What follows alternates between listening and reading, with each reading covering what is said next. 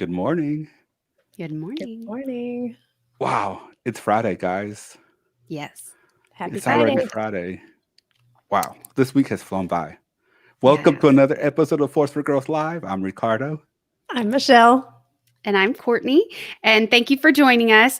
And news that today is the last day for our contest to share with the hashtag Force for Growth, and for your chance to win a copy of Napoleon Hill's Think and Grow Rich or Cleanse to Heal by the Medical Medium.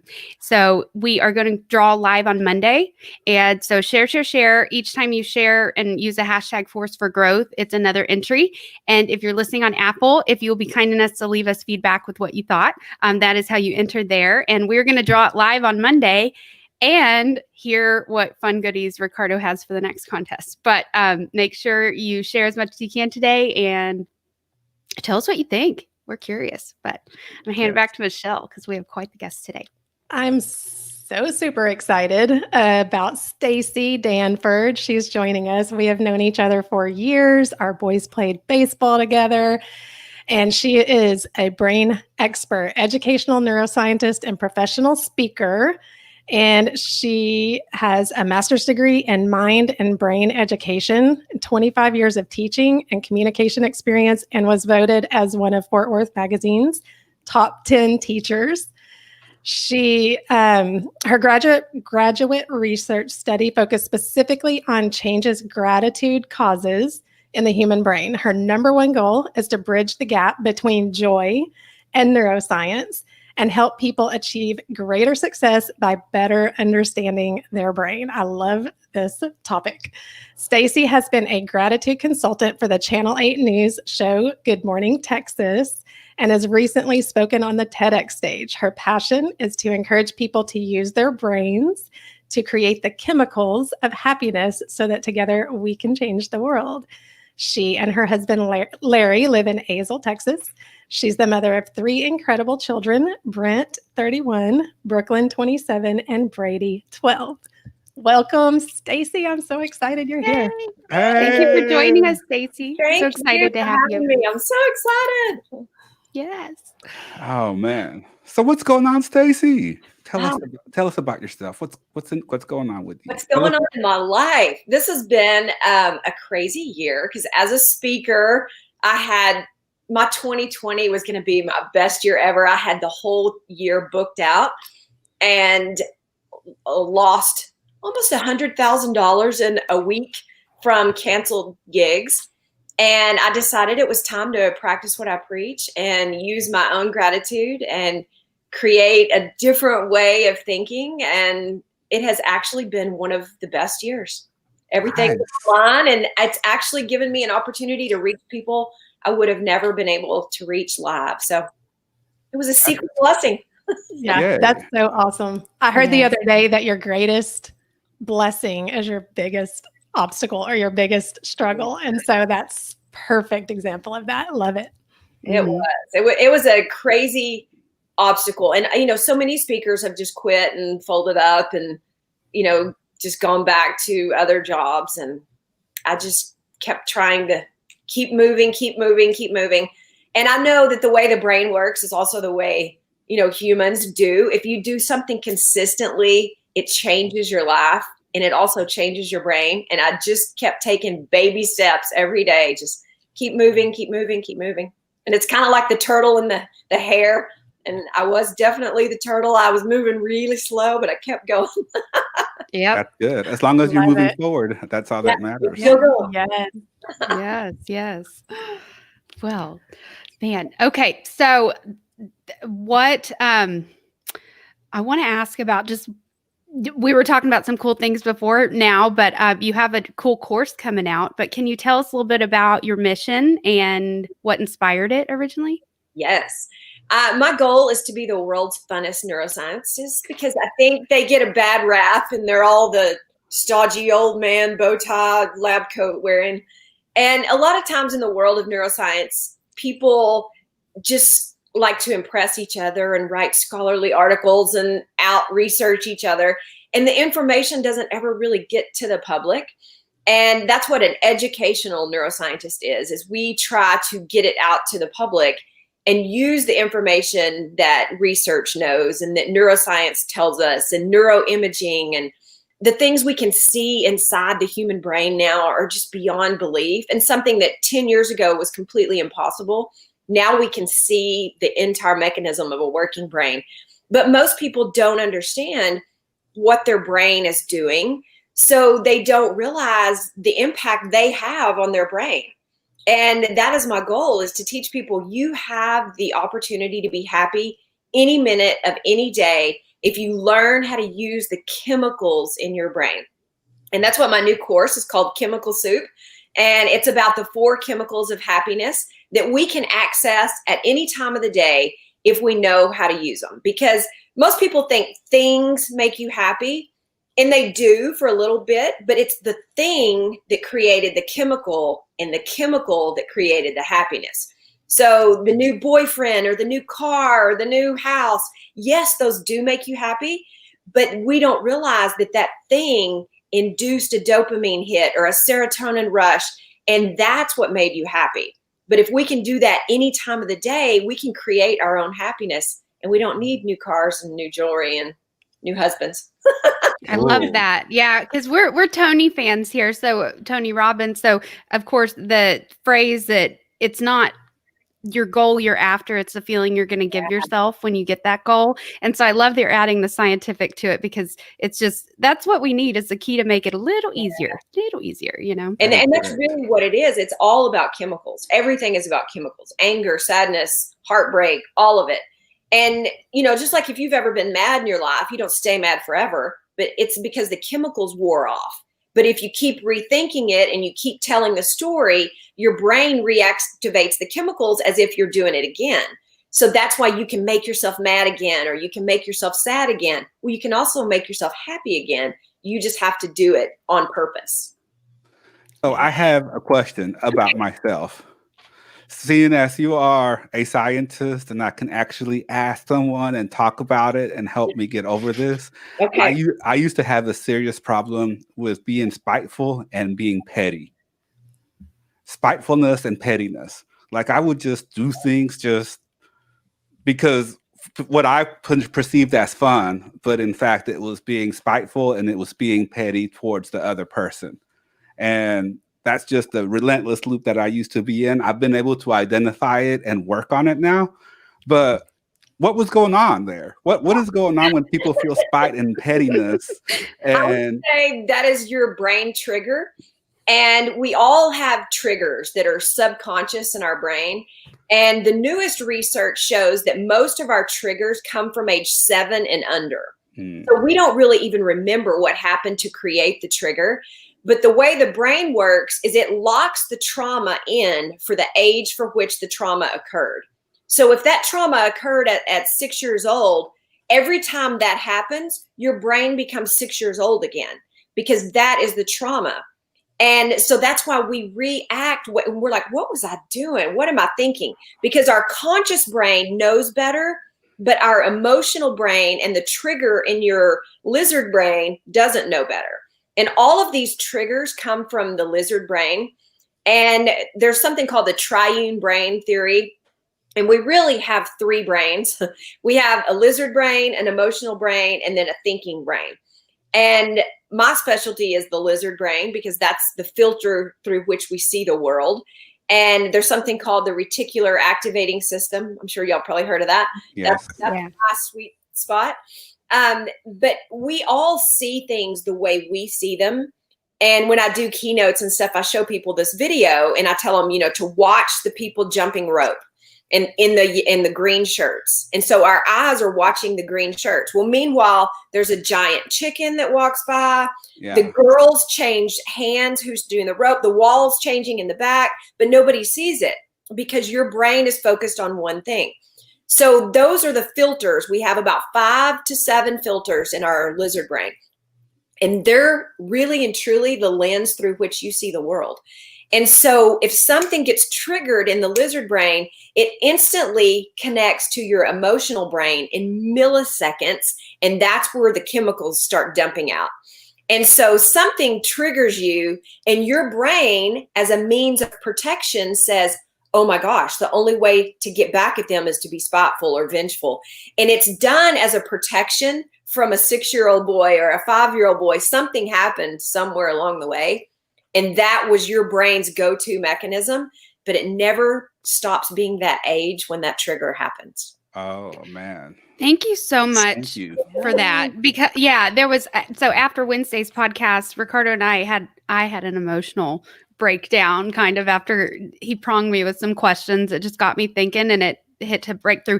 But the question he asked was about what age I need to sit with myself and figure out what age that happened. And thank you for everything you just said, Staci. That is so powerful for everybody, but it kind of brought it right back home for me. Yeah, and it's so crazy that we do things and we're like, why did I do that? And we think that later, why did I send that email? Why did I say that? You know, but it's because in the moment you become an emotional child, and later you're like, oh, yeah. Wow. I shouldn't have done that. Cool. I know. Yeah. It's like, oh man, I know better. Okay, so what is your advice or expertise on changing that? So we may have triggers that we don't even know because they happened when we were a child. And so we don't know what they are. We may sense a behavior, maybe like Ricardo started noticing, okay, this is what I do. I act spiteful. Why do I do that? So what do you suggest in terms of becoming aware of those things that may be triggers? How do we identify our triggers?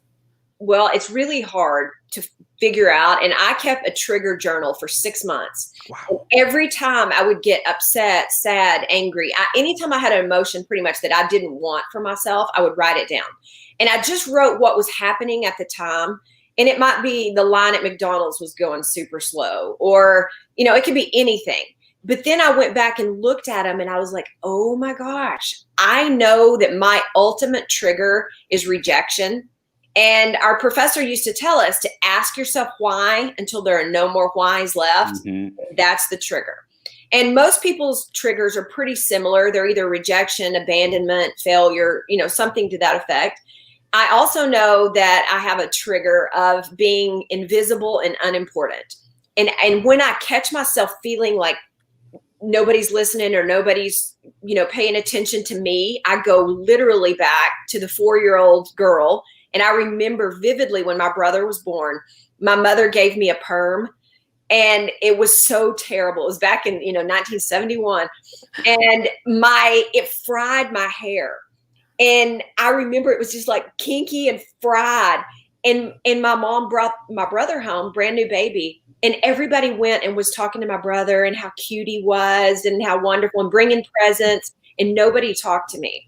And I remember that feeling is still my trigger. Oh my gosh, nobody loves me anymore. And I used to think my mom made me ugly on purpose so nobody would talk to me. Which breaks my heart. Can I ask an honest question? How old were you when you were finally able to reframe that thought and be like, she meant well with the perm? Yeah, she meant well. I was 49. Wow. Yeah. Wow. So from 4 to 49. You carried that with you. A meaning for her. Yeah. And every time I would get that same feeling, I would literally go back to that child that was like, oh my God, nobody wants me anymore. And all they wanted, was my brother. Of course, now looking back, after having several kids myself, I was like, my mom was just not wanting to mess with my hair. Yeah. Wow. At the time, that's what's so important to understand is our brains tell us our truth, but we think our truth is the truth. Yes. The problem is it's only ours. And there are no two brains that are the same. They're just like your thumbprint. They belong to you only. And because your wiring system is wired up based on your experiences in your life, so nobody will ever see any situation exactly the same as you. So it's fascinating. When I do get a trigger now, I've been working on it so long and so diligently that I'm like, oh, Staci, there you go again. And I will tell you this little method. It's called Leash Your Lizard. And so think of the acronym LEASH. So L is listen to your body, because we all have a physiological response to our triggers. Some people will sweat. Some people's heart will race. Some people, mine personally is in my neck, and I start like getting a really tight feeling in my neck. I get, feel like I'm going to choke. Everybody's is different. So now instead of just rolling with my response, I go, oh God, there I go again. That's my trigger. So then the E stands for escape your thoughts. The easiest way for you to escape your thoughts is to say your own name, because your brain knows your name better than any other name in the world. And just like if all the moms in the world that have ever been to the, Target or whatever, and some kid says, Mom, we all like turn, but your brain knows your name, but you have to say stop and say your name. So I'll say, Staci, stop. And instantly my brain's like, okay, what are we stopping? What are we doing? But it's just long enough to stop that cycle. And it gives you time to move back to the cognitive part of your brain. Because when you're in an emotional frenzy, it literally blocks off your thinking cortex, which is why people do things they would never do otherwise. Okay, so then the A stands for airflow. You've got to get some air. And I know people talk about that all the time. But the reason that works is because our breathing is part of our autonomic nervous system, which our lizard brain controls. And the lizard brain is the one you want to shut up so you can take control. So when you take over your breathing, because none of us sit and go, oh, I think I'll breathe. Like we just breathe. But it's important to do the 3-3-3 method. So breathe in for 3, hold for 3, out for 3, and then swallow, because swallowing is another function of the autonomic nervous system. So now you've taken over 2 of the systems, and your lizard is like, oh, okay, you got this. Okay, I'll relax and let go. Then the S stands for a super question. So everybody out there, this is your best tip ever. We all need a super question. And mine is, if this was my last week on earth, would this really matter to me? And some people, everybody can have their own super question, but I tend to get hung in the weeds of thinking, oh my gosh, this is catastrophic. And then I say, if this was my last week on earth, would I really care about this? 99% of the time, the answer is no. But that also forces your brain to come back up here to the cognitive section. And then the H is what my TED Talk was about, is hold a gratitude thought. So everybody should also have an anchoring gratitude thought. And that's different than just being grateful for sunshine or whatever. That's lovely. But you need a anchoring thought that was so grateful that there's nothing like it in the world. So for me, mine is, I just got remarried 4 years ago, and all 3 of my kids walked me down the aisle. And I remember them looking at me and they were like, Mom, I'm so glad you're happy. And my oldest son at the time, I think he was 27, and he said, I've never seen you like this, Mom, and it makes my heart happy. And then my little son, was 9, and my daughter was there. For me, that is a moment that will always bring gratitude for me. So in a moment of frenzy that the McDonald's line is irritating me, I go through my leash, LEASH, and then by the time I get up there, I'm no longer angry, because I have taken over my lizard brain instead of my lizard taking over my brain. Wow, that is powerful, Staci. That was dynamite. Yes, thank you. For That's those of you, so great. So much notes to go back. For those of you just tuning in, we're here with Miss Staci Danford, gratitude expert, neuroscientist, and total rock star. Yes. That's all I can say. Remember to like and share this video for your chance to win a copy of Think and Grow Rich with the hashtag Force for Growth. Yes. Oh, okay. I got questions. Okay. We talked about 7 years being the age. Yes. I have a 7-year-old son. If something has already happened that we're not aware of, if those triggers are already in there, how can we help him get over that sooner than waiting till he's my age? 49. I would say to watch for patterns, because our brains are all about patterns. They're built for efficiency. And it's sad but true, our brains are lazy. And there's about 100 billion neurons in our brain. And it doesn't like to make new patterns, which is why new habits are hard and new things are hard. It loves to go down that old pathway. And I'm a country girl from Texas, and I call it riding the ruts. And, when we used to drive through the pasture, you don't go crazy, you go right back through the ruts. Our brains are just like that. So watch for his patterns, watch what make him angry, watch what make him cry, upset, and you'll know, oh my gosh, there's a trigger there. And so then you help people understand what that trigger is about. So my little son, he'll be 13 in a few weeks, he gets so frustrated so quickly, and he gets like just almost volatile. And I'm like, son, you just lost your headphones. Like, we've got 100 pair in there in the drawer. And he's like, I don't know why I keep messing up. So for him, I know very diligently that is one of his triggers: fear of failure, fear of messing up. He's really, really smart. He always worries about, making mistakes. So every day, I have to tell him, okay, what could we do instead of this? Let's think of 3 things we could do that you lost your headphones. We could go find another pair. We could buy a new pair, or we could look for that pair. So it's helped him figure out, instead of going through the meltdown, that you have choices, but choices always come from the cognitive part of your brain. Your emotional brain will never make a good choice for you. That was such a great example of asking better questions to your brain, because when he's in the state of, why do I always lose things? Why do I always mess up? I struggle with the fear of failure. That's my trigger. So I love that you were just like, okay, there's 3 ways we can handle this. Ask those 3 questions, and your brain's going to resonate with one of them the most, So that was such a good example. And when they're little, they can't really come up with those 3 things themselves, especially when they're in the moment of an emotional frenzy. So it's good for parents to be aware of what your children's triggers are, so you can help them come up with 3 choices. But now that he's been doing it, for a couple of 3 years now, he's gotten good. He'll look, okay, hang on. And he'll say, I can only think of 2, Mom. And so he knows, I'll come in with the 3rd one. But it's already, I can see a pattern in his brain that he's knowing that meltdown is not my only choice. I do have options if I will force my brain to come up with them. Yes. Oh my goodness. Aren't we so blessed? Aren't we so blessed, Staci, that we can help our kids now that we know so much about self-development, the brain, psychology, and all this stuff, that we can help our kids not repeat and go through the same things that we did, and then they can help their kids, and then they can help their kids, and the cycle ends with us. It starts an entire ripple that never ends. It does. So great. It really does. And my grown kids, I feel sorry for them. I tell them all the time, I'm sorry, you were my practice kids. I didn't know about neuroscience then. I was just doing the best I could.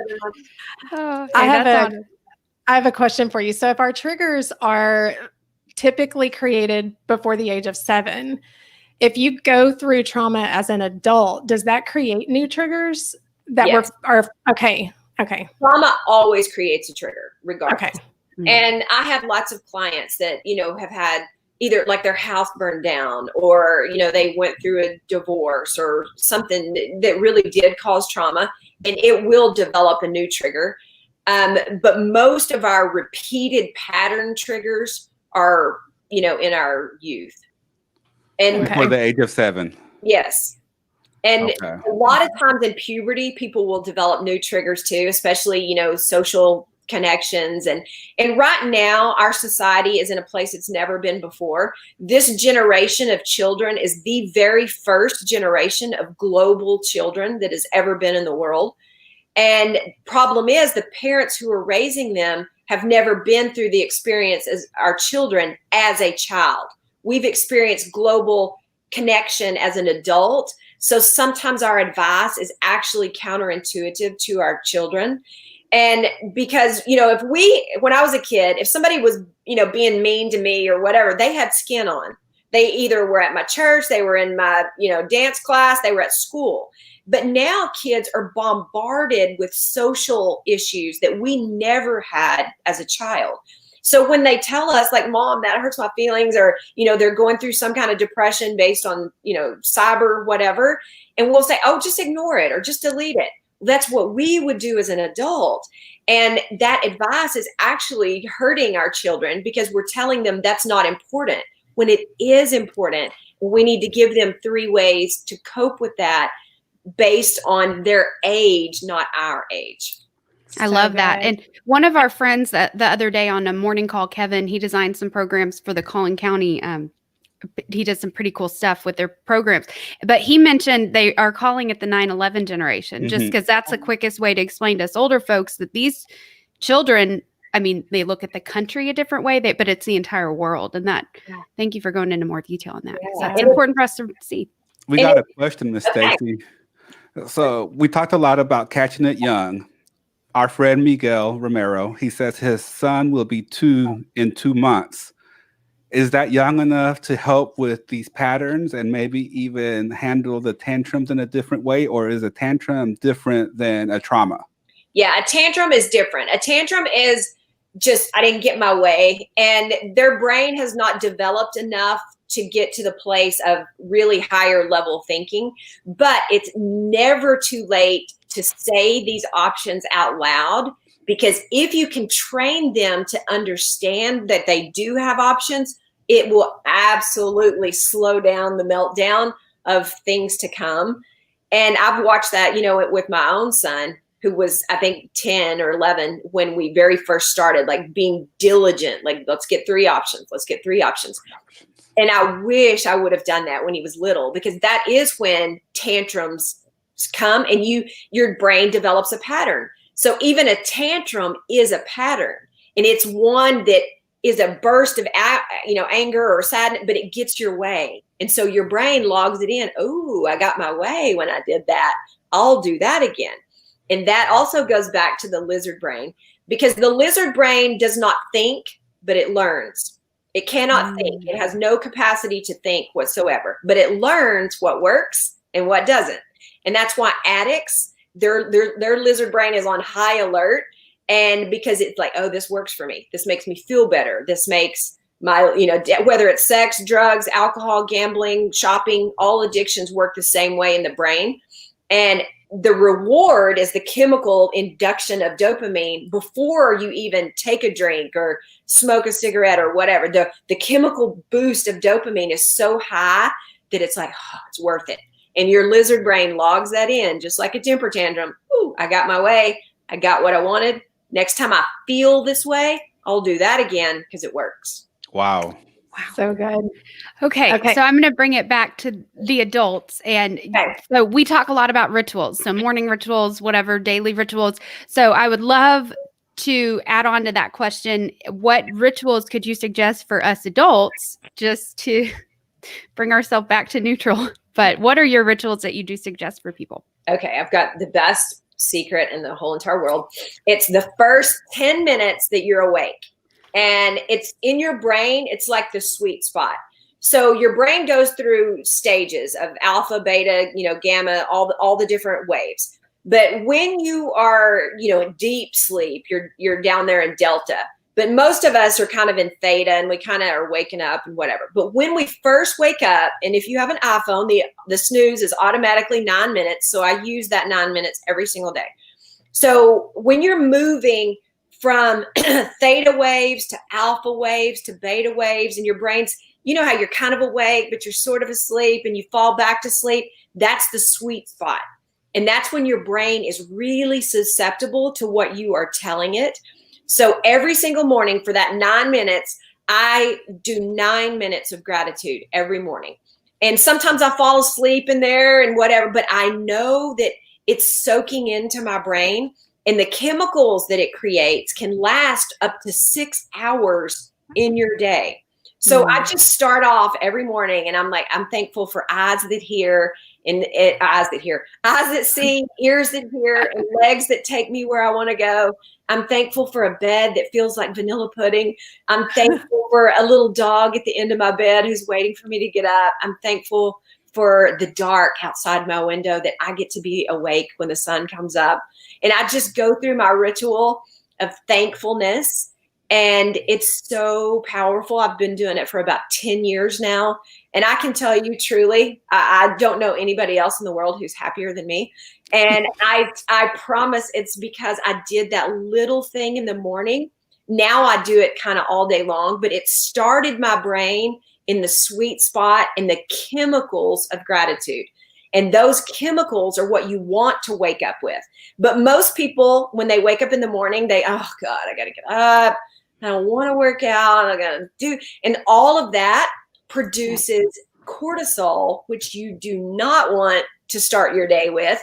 And that's one of those that went from bad to worse. And so many times, especially if you're late in the morning and you start thinking all that negative stuff, every negative thought creates a negative chemical. Every positive thought creates a positive chemical.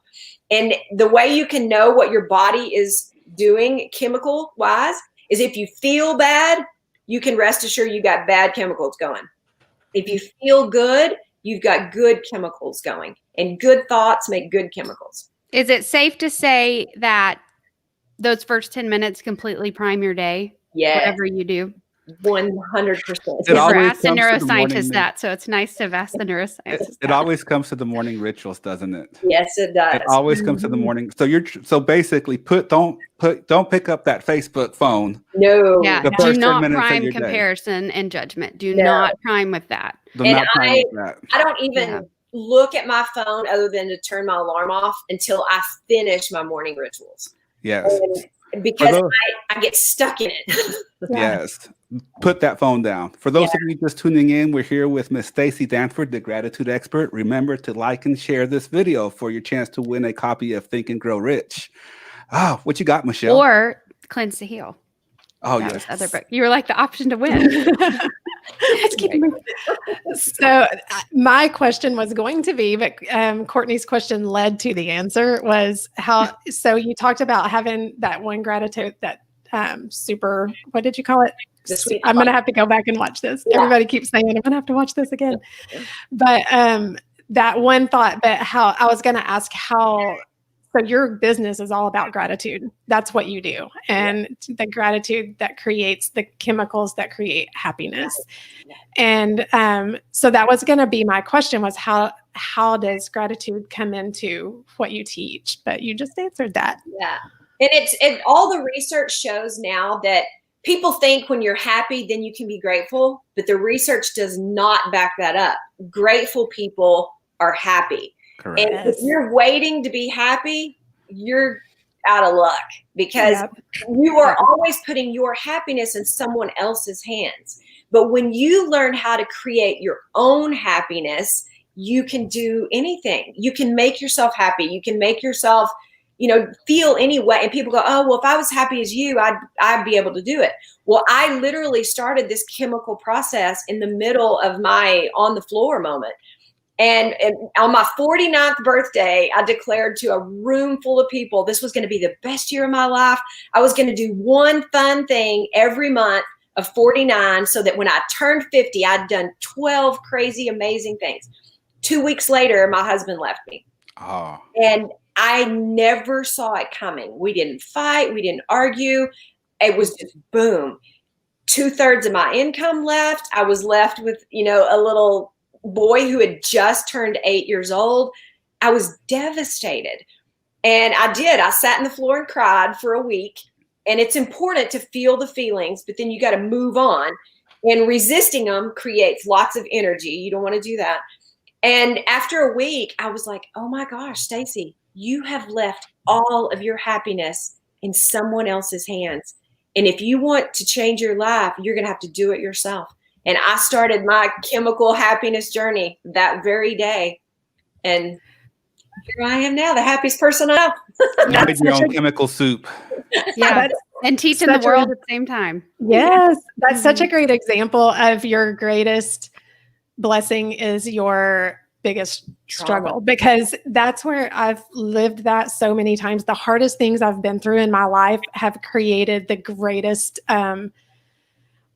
things that I can contribute in my life. And look at what that led to. I mean, such a hard, difficult thing to go through. And look at, just today, what you are contributing to the world right now in this moment. It's like awesome. It's great. And I just know if I can do it, anybody can do it. And people think their life has to be magically happy in order to be happy. Well, I come from a long line of addicts. And everybody pretty much on my dad's side is an alcoholic. My brother died of a drug overdose. I've been married as many times as Elizabeth Taylor nearly. I was looking for love in the face of someone else instead of learning to love myself. And now when I look in the mirror, there's nobody else in the world I'd rather be but me. I finally at 50 learned to like myself. And if I can do it, anybody can do it, because I've made a million mistakes and they don't influence your happiness if you learn how to use your chemicals. Yes. Wow. They can I've had propel good- you if you Like learn so to many do it. times in this podcast. It's great. Yeah. Oh, I have pages of notes I need to go back and take when I This is re-listen. wonderful. We're clearly going to have you back, Staci. Yes. Because we could probably chat on here for another 40, 50 minutes. Oh, yeah. And, Definitely. then it'll just be too long. But we definitely need to have you back and maybe pick your brain and the scientist's brain for some other awesome topic where we can chat up about research and stuff. Yes. And just thank you see, for look at giving that. us a toolkit. Bring Staci back. They're gonna start petitioning at my door, Staci. They're gonna start petitioning at my house to bring Staci back. I will definitely come back. And I think my 25 years as a teacher, my goal is not to just give information, it's to give useful information. And I try really hard in all of my stuff to give people stuff they can go home and use today. You don't have to, read a million things. You can go home and use it right now. Yes. Can we take one more question, Miss Staci? Sure. Yeah. Okay. So Roz Warren. So my friend, go ahead, Courtney. Roz Warren posted the question. My mother just passed away 2 weeks ago, and I know that everyone grieves differently, but how can I keep from allowing this to cause new triggers against my happiness? Okay. That's a great question, because grief is very different than sadness.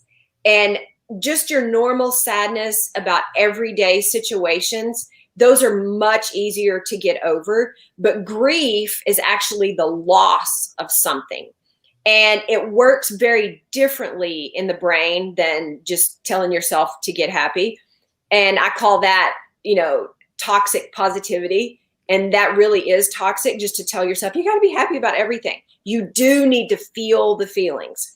So grief in particular is something your brain has to process to get it out. And we all just want to get to the other side, but really you've got to go through it to get to the other side. That's how grief works.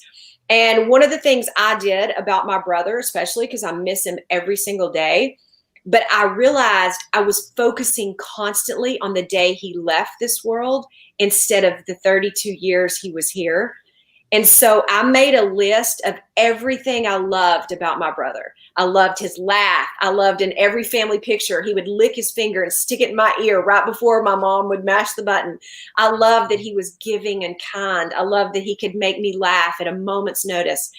And so now when I think of my brother, I still have grief. I still miss him. But I constantly tell myself, I'm so grateful for the 32 years I had him, and I will not desecrate his beautiful memory focusing on the one day he left, because it's so amazing for 32 years. So That great. was powerful. Thank you. Yes. Thank you. Thank you, Roz, for that question too. Yes. Yeah. Thank you, Rosalind, for sharing that. I know Rosalind. She's a really good friend of mine from Longview, and her mom, she's fabulous. Her mom is fabulous. Her mom was an amazing person.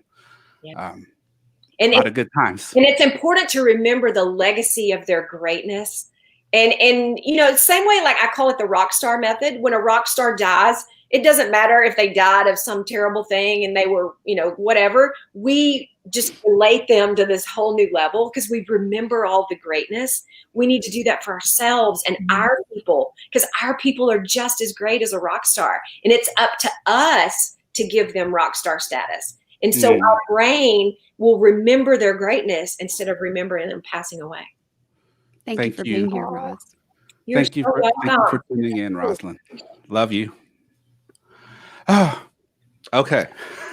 Okay. Thank you, Staci. Yeah. Final thoughts, Michelle.